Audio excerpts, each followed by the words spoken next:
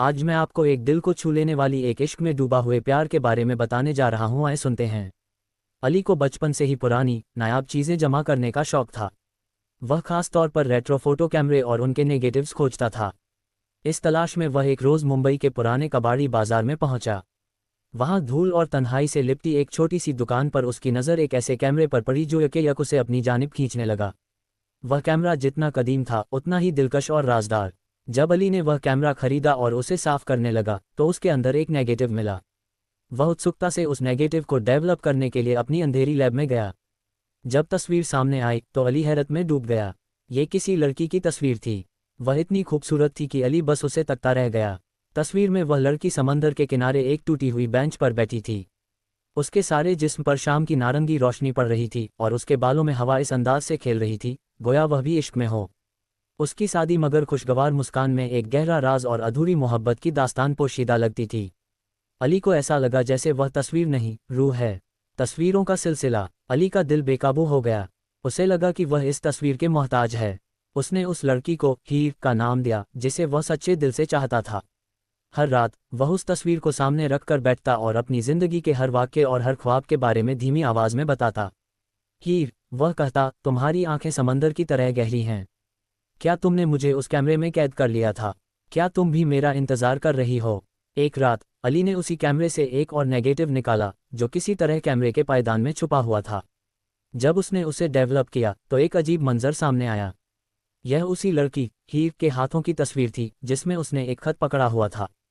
खत का कुछ हिस्सा साफ नजर आ रहा था। मेरा इंतजार करना, मैं वादा करता हूं कि वापस आऊंगा। ये तस्वीर तुम्हारी याद बनकर हमेशा मेरे पास रहेगी सलीम। ये पढ़ते ही अली के होश उड़ गए। उसे लगा जैसे उसने किसी दूसरे की दास्तान इश्क में दखल दे दिया हो।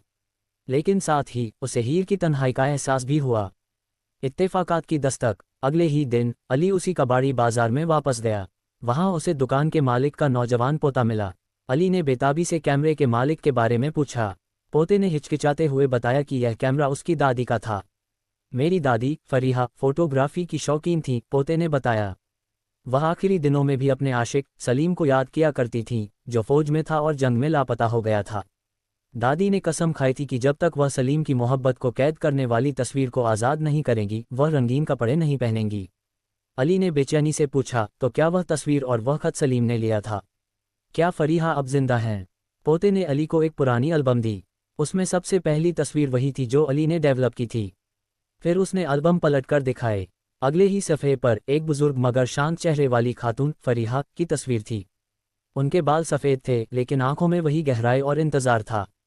दादी अब शहर के दूसरे हिस्से में रहती हैं। वह तन्हा ज़रूर हैं पर पुरसुकून।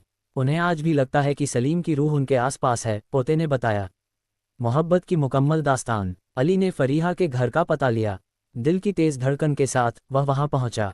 दरवाज़ा एक आहिस्ता से खुला। सामने वही बुजुर्ग खातून फरीहा खड़ी थीं। मैं अली हूँ, उसने नज़्म जैसी आवाज़ में कहा। आपके पास जो कैमरा था उसमें एक तस्वीर थी जो मैंने डेवलप की, समंदर वाली, और एक खत भी मिला। फरीहा ने मुस्कुराकर अली को अंदर आने का इशारा किया। उनके कमरे में सलीम की एक छोटी सी तस्वीर रखी थी।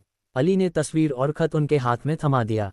फरीहा ने तस्वीर को देर तक देखा जैसे अपने आशिक को दोबारा महसूस कर रही हों। उनके चेहरे पर इश्क की एक निराली चमक आ गई। ये तस्वीर सलीम ने ली थी। उसने वादा किया था कि वह इस मोहब्बत को कैमरे में कैद रखेगा, फरीहा ने नम आंखों से कहा। लेकिन जब उसने खत भेजा तो जंग शुरू हो गई और वह वापस नहीं आया। लेकिन फरीहा जी, खत में लिखा है कि ये तस्वीर तुम्हारी याद बनकर मेरे पास रहेगी और ये तस्वीर तो कैमरे में थी। अली ने उलझन में कहा। फरीहा ने गहरा सांस लिया। हाँ, यह उसकी नहीं, मेरी तस्वीर थी। उसने खत भेजते ही मुझे फ़ोन किया था और कहा था कि वह मेरी सबसे खूबसूरत तस्वीर को अपनी आखिरी निशानी के तौर पर कैमरे में महफूज रखेगा ताकि मैं उस पल में कैद रहूं।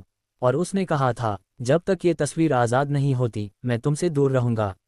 अली अवाक रह गया। सलीम की मोहब्बत इतनी पाक थी कि उसने लौट न सकने पर भी अपनी हीर को हमेशा के लिए खूबसूरत याद में कैद कर दिया। लेकिन बेटा, फरीहा ने अली के माथे को छूकर कहा, तुमने हर रात मुझसे इश्क की बातें की। मुझे मालूम था कि कोई मेरी तन्हाई को तोड़ रहा है। तुमने इस तस्वीर को डेवलप करके मुझे सलीम की कैद से आज़ाद कर दिया। सलीम का वादा टूटा नहीं बल्कि पूरा हुआ तुम्हारी मोहब्बत के जरिए। अली ने उस बुजुर्ग खातून के हाथ अपने हाथों में लिए। उसने इश्क को सिर्फ तस्वीर में नहीं बल्कि एक खामोश इंतजार में जिंदा होते देखा। यह इश्क एक अजीब और अनमोल रिश्ता था। अली ने तय कर लिया कि वह अब फरीहा को तन्हा नहीं छोड़ेगा। वह उनके लिए सलीम बनकर नहीं आया था, बल्कि उनकी अधूरी कहानी को मोहब्बत और ख्याल के रंगों से मुकम्मल करने आया था। उन्होंने मिलकर एक अजीम दोस्ती और अनोखी मोहब्बत की इमारत तामीर की, जो तस्वीरों के अक्स से शुरू हुई थी और दिल के पाक रिश्ते पर ख़त्म हुई। ये कहानी कैसी लगी, ज़रूर बताएं।